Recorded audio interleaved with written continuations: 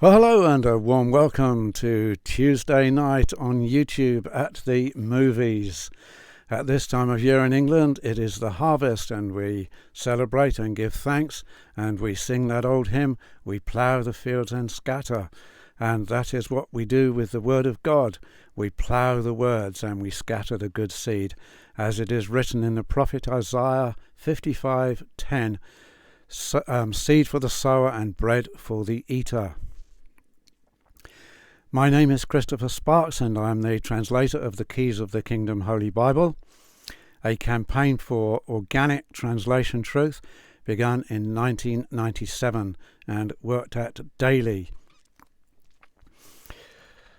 Now, in the last video, I laid the foundation of investigating the scriptures of the words spoken by the Apostle Paul at 2 Timothy 1:6.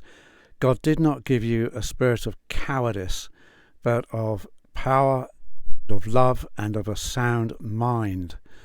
So this spirit of a sound mind is the spiritual way to investigate the scriptures and to not have cowardice. Now, so when we come to a passage, we apply this spiritual method with a sound mind, asking rational, intelligent questions. This means looking closely at the words. This might need looking at other occurrences of words to gain a wider understanding of how they're used. And it means looking at the surrounding words and what they are telling us, and the context, who was writing to whom, when and where and why, and what was happening in the land at the time. And we also construct from this an internal harmony so that everything is in agreement. And applying this spiritual method, we also abandon Greek mythology and Roman mythology and fantasy and imagination, and trust in tradition and the traditions of men, and trust in the church system, committee-made institution Bibles, and trust in the teachings that come from the pulpit. So you have a certain teaching. Where did you hear this? Oh, my pastor told me. Well, you have to investigate it, and you know the phrase, you've got to make it your own. Because as long as you're saying, my pastor told me, or I read it in the NIV or the KJV, you're not making it your own. Now, I know not everybody has the calling to do that, but for those who call themselves shepherds and teachers and pastors, that is the calling.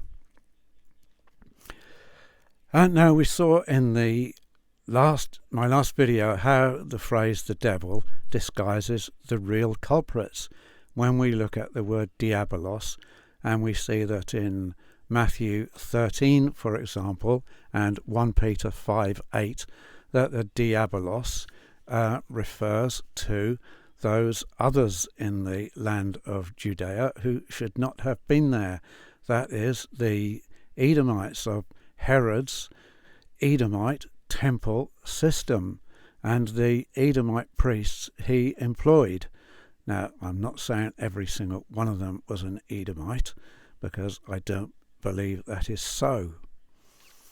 However, I do believe that a majority of the scribes and Pharisees were so, and I get this from Matthew 23, as I described in the last video, as Jesus said to them, opening of Matthew 23, you sit in Moses' seat, meaning you shouldn't, and verse 3, he admonishes the people that whatever the scribes and Pharisees tell you to do, you're doing it and putting it into practice. But they tie burdens on your backs that they're unwilling to lift, and they make their proselytes, their converts, twice as much as sons of Gehenna. You become worse for following them. So I suggest that they were travelling land and sea, saying, this Jesus isn't the Messiah. So once you've heard that and you start passing that on, you were worse than before you heard it, twice as much as son of Gehenna, the valley of Hinnom.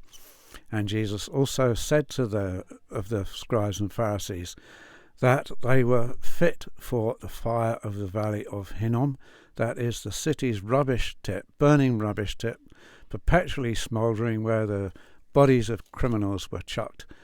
Oh, what a wonderful insult.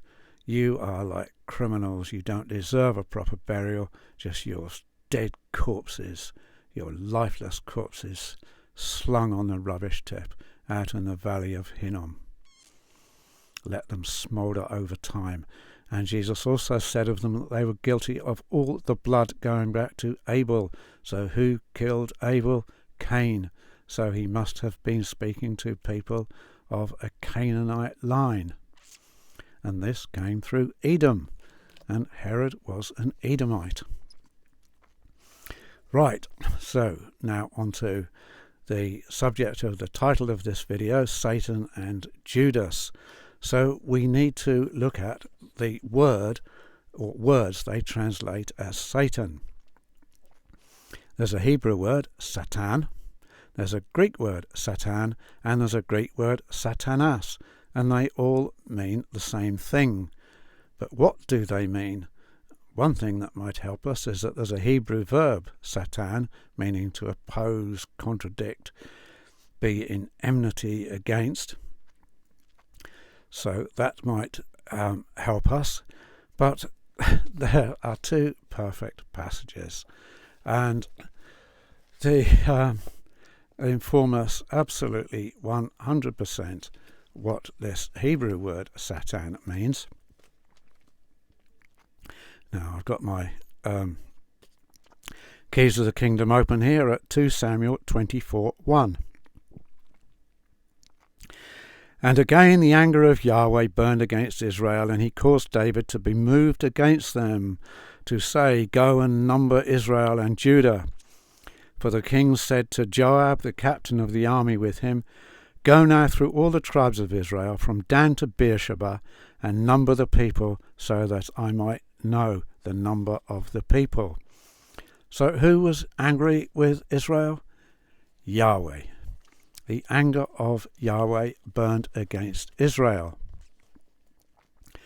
Now the parallel passage is in 1 Chronicles 21. It's exactly the same event, and I shall read you 2 verses to prove that. Right, 1 Chronicles 21:1. The chronicler records, and then it's got the word Satan. We'll hold off on that. Stood up against Israel and provoked David to number Israel. And David said to Joab and the rulers of the people, Go and number Israel from Beersheba to Dan, and bring the number of them to me, so that I can know it.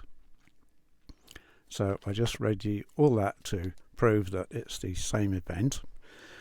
And 2 Samuel 24 says the anger of Yahweh burned against Israel, and the chronicler says a Satan stood up against Israel. Well, what do the church system committee-made institution Bibles say? They say, and Satan stood up against Israel. So they are calling Yahweh Satan. Blasphemy. Now, I'm not saying they did that deliberately, but it was doubtless done by a different committee. And they had it in their heads that this word Satan should just be transliterated. Satan. Satan.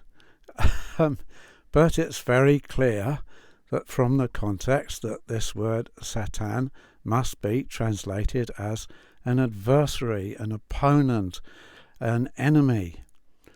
Yahweh, in his anger, burning against Israel, made himself an adversary of Israel. So Satan does not mean Satan with a capital S. It is not a proper noun. It is not a name of anybody. It's a common noun, an enemy, an opponent, an adversary.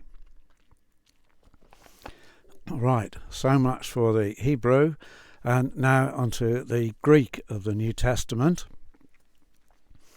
So first to Matthew 16.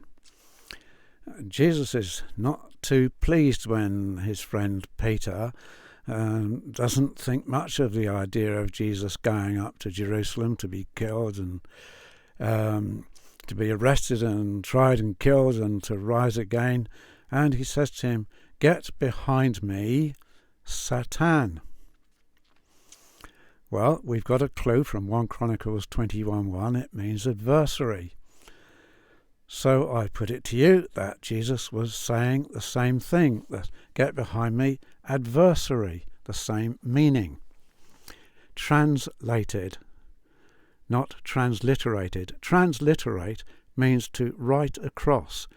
The way that the word might be pronounced in the underlying language.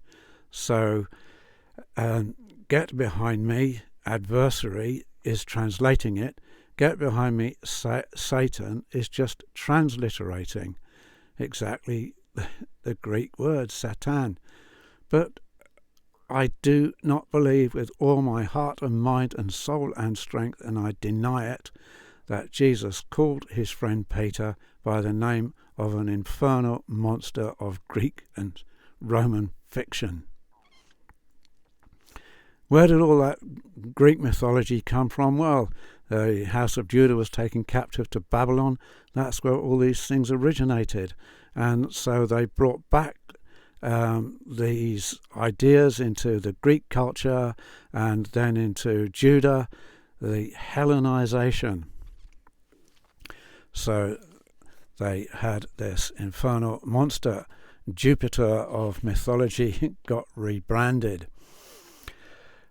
And then I also put it to you that this expression, get behind me, adversary, was an idiom, a saying, a known saying in Judah.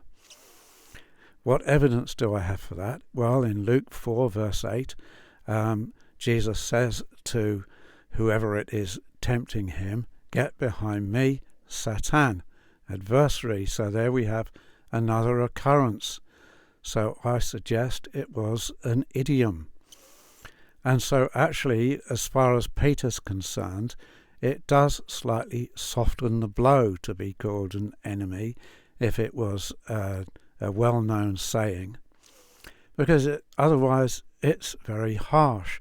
If anybody called me Satan, even in joking, I would never forget it. I might forgive, but I wouldn't forget. A former friend of mine once called his wife Satan right in front of me. I couldn't believe it. And it was 35 years ago, and he's not around anymore. And in fact, when I what's the word should I use?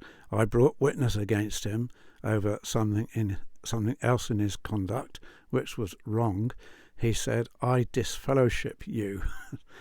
So to call somebody Satan is not good behaviour, and Jesus didn't do it.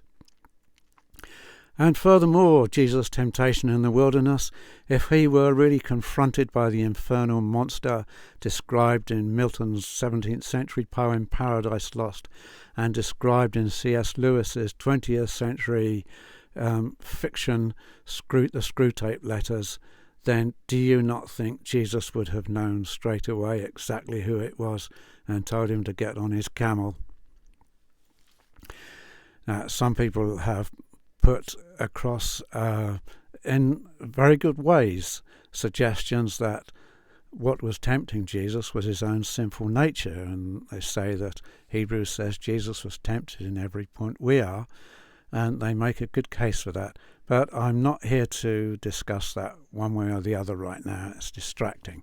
Who it was who actually was tempting Jesus, whether it was somebody else external or his own inner voice drawing him.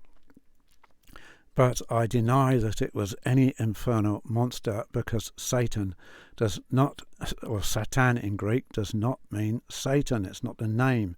It just means an enemy. So that is that word occurs is no evidence that it was the infernal monster, and also that if it had been the infernal monster, Jesus would have known who he was.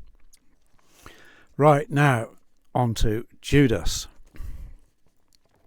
This is very interesting. And just look at my notes. Did I? Yeah, that's it. Judas, Luke chapter 22, verse 3.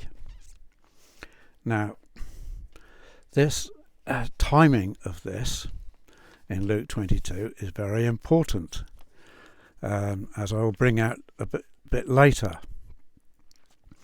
But Luke 22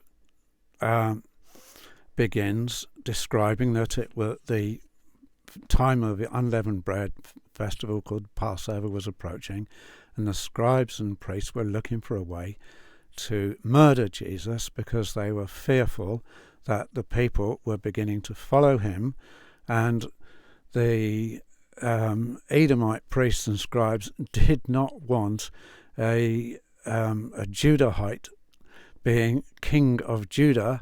They wanted the Edomite King Herod to remain as king. So they were plotting how they might murder him, just as Herod the Edomite, the child killer, also made early plots, and he was alarmed that one had been born to be king. And so then in verse 3 of Luke 22, something happens to Judas. Judas called Iscariot, him being among the number of the 12. Now, I'm going to just omit for a moment what happened to Judas. But verse 4 continues the narrative concerning Judas. Having made his way, he, Judas, talked with the senior priests and chief magistrates in what way he might hand him, Jesus, over. And they were delighted and agreed to give him silver, and he fully consented and looked for opportunity to hand him over to them in the absence of a crowd, which is exactly what happened, as we know. So while in verses 1 and 2 we're told that the Passover's approaching and they were looking for a way to murder him, what then induced Judas to go off to them and agree to receive money from them in exchange for handing Jesus over, tricking Jesus, betraying him? Something happened. Now, what it says in Luke 22:3 in the Greek is, and eis erchomai Satan, eis Judas, eis erchomais Satan as, eis Judas, eis erchomais Satanas, eis Judas. So Satanas, the enemy, or the Satan, if as the institution Bibles have it, but we've got around this eis erchomai eis. This is what induced Judas to go to the priests. So what happens? What does eis erchomai eis mean? Well, we can appeal for help to the lovely Lydia. How will she help us, you might well ask? Well, in Acts chapter 16, also written by Luke, who relates the story of Paul and Silas being put into jail and praying and singing songs. There was an earthquake and the ground shook and everyone's chains were broken, and in the morning they were beaten, and they objected, saying they were Romans. This embarrassed the floggers, They reported it to the magistrates, who apologised to them and told the floggers to get them out of town. And so then Luke writes in verse 40, "And they came out of the jail, and Ice Lydia." So what does Ice Lydia mean? Because we've just had Ice Judas. What does Ice Lydia mean? So what did they do? Well, they came out of the jail and went into the house of Lydia, and seeing the brothers, they exhorted them and departed. So they were reporting that they'd escaped. Now, the New International Version says they went to Lydia's house. That's what it says. The New King Jimmy and the Old King Jimmy have in italics, into the house of. So they went into the house of Lydia. Now, they needn't have put "the" in italics because that's in the Greek, but it's a good convention that they have put house of in italics, because those words aren't in the Greek, but they're making sense now. You'll know, if you've listened to my previous videos, it's very rare for me to compliment these institution Bibles, but here I am doing so. They have got it exactly right. Now, Ice is a verb, Strong's Concordance reference G2064.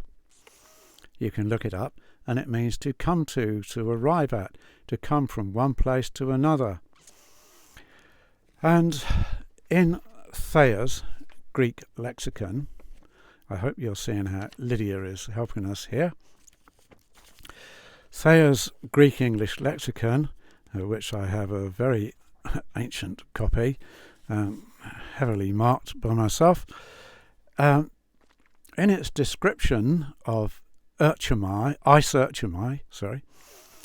it says ice with accusative of person, into one's house, so meaning to come into one's house.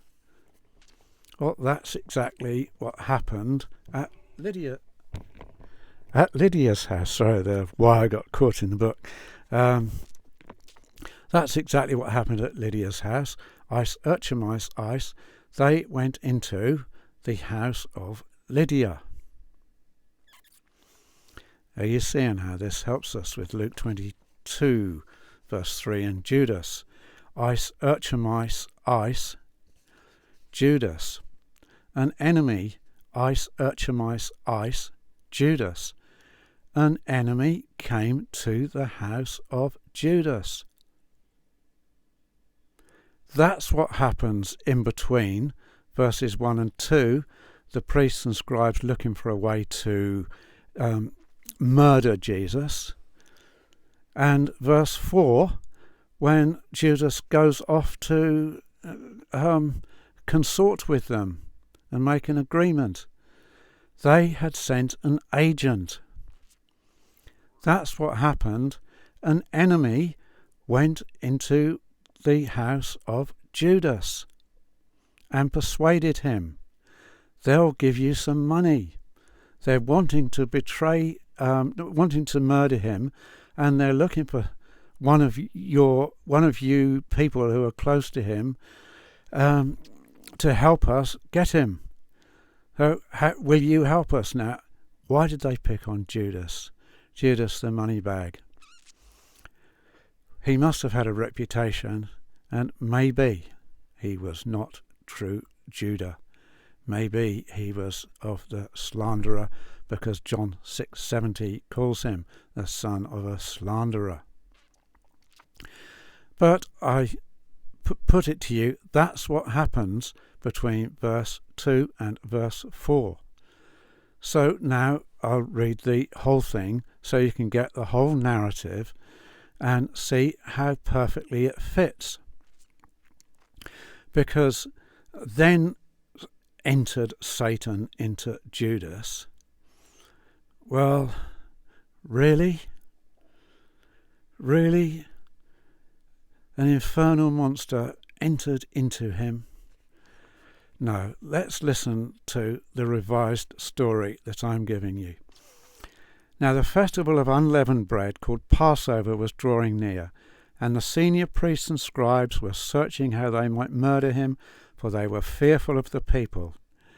And there came an enemy into the house of Judas, the one being called Iscariot, him being among the number of the 12, and making his way, he talked with the senior priests and the chief magistrates in what way he might hand him over, and they were delighted and agreed to give him silver, and he fully consented and looked for opportunity to hand him over to them in the absence of a crowd.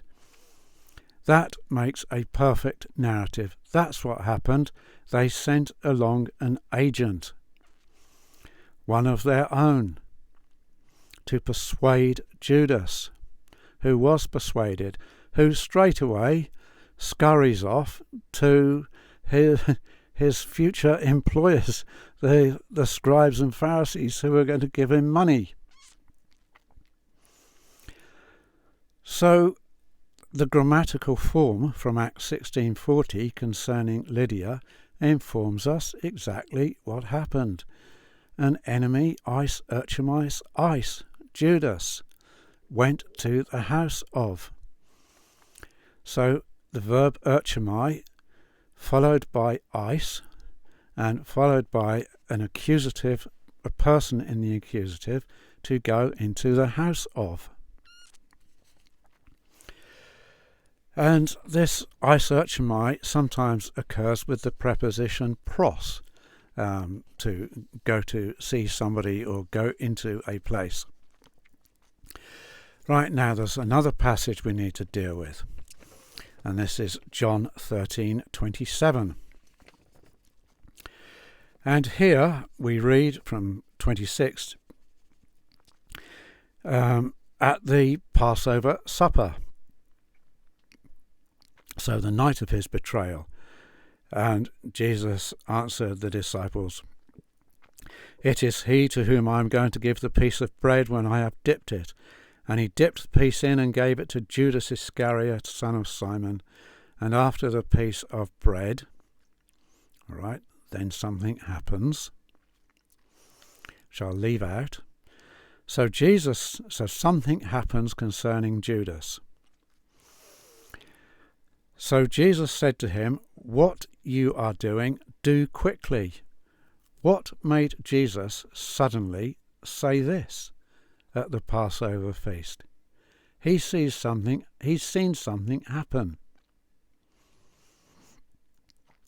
But the Institution Bibles say Satan entered into him. Well, how did Jesus see that happening? I suggest Jesus saw something else, but I'll continue. What you are doing, do quickly. Now nobody of those at the table knew for what purpose Jesus had spoken this to him, for some were thinking that it was because Judas kept the money bag that Jesus had said to him, "Buy what we need for the festival," or that he should give something to the poor.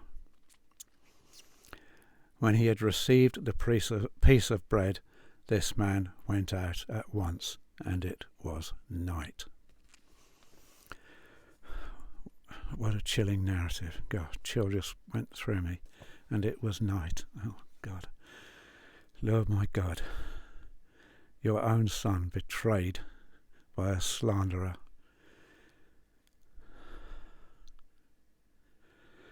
Sorry. What happened? What did Jesus see that the disciples were curious about? Why did Jesus say, "What you are going to do quickly," or "what you are doing"? Something alerted Jesus. Right, now, what I left out was the second clause of verse 27, which begins, "And after the piece of bread, then, eis urchomais eis, this man, Satanas." So we know Satanas means enemy. And this man, here we have, it's actually a preposition, a pronoun in the accusative. So, eis urchemais eis, there came to this man the enemy.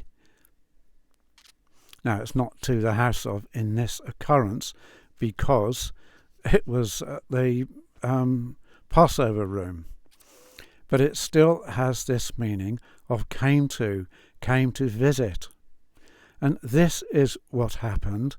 Somebody came in, an enemy agent came in with a message, either whispered in his ear, and the other disciples didn't notice because they were talking to each other, but Jesus knew what was going to happen, or he was, or an agent passed him a note, whispered in his ear, and Judas gave the reply, presumably, Garden of Gethsemane, straight after this. That's what happened. It wasn't Satan entered Judas, because Satanas is not a name of anybody, and how could an infernal monster enter somebody? It's lunacy. And in any case, I said the timing of Luke 22 is important because this was when the Passover was approaching. But the John 13 passage was at the Passover, and in both occurrences, both events, the institution Bibles have Satan entered Judas. So in Luke 22:3, before the Passover time had come, Satan entered Judas, and then at the Passover, Satan entered Judas. So what happened in the meantime? Did Satan go out? Did he pop out for a fag and then go back into him? It wasn't Satan. It was an enemy agent of the scribes and Pharisees going to his house first and aware that he was one who they could use. And at the Passover meal with Jesus, somebody, an enemy, a Satanas, came to Judas and either whispered in his ear and got a message back, or passed a bit of paper to him and got a message back, an enemy agent, and then it all fell into place.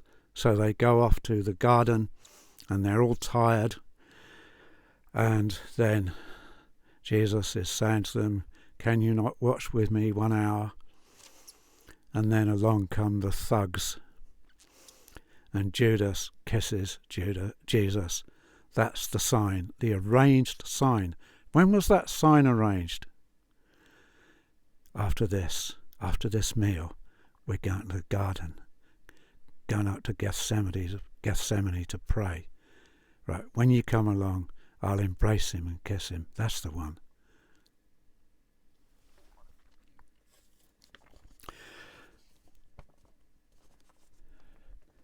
The pagan Western culture betrayed by grammar concerning the lovely disciple Lydia. How wonderful that my daughter is called Lydia. Satan is not, or Satan and Satanas are not a name of anybody in the Word of God. It is not a name. It's not a proper noun. That's a proper noun is a name, like David, Jessica, Hubert. That's a proper noun. Christopher, Jessica, Peter, Paul, David, proper nouns. HMS Victory, proper noun, name. Chicago, Tennessee, West Sussex, names, proper nouns. John Milton, C.S. Lewis, proper nouns. Enemy, adversary, opponent, common nouns. And that's what Satan is, and that's what Satanas is. They're common nouns meaning adversary, opponent.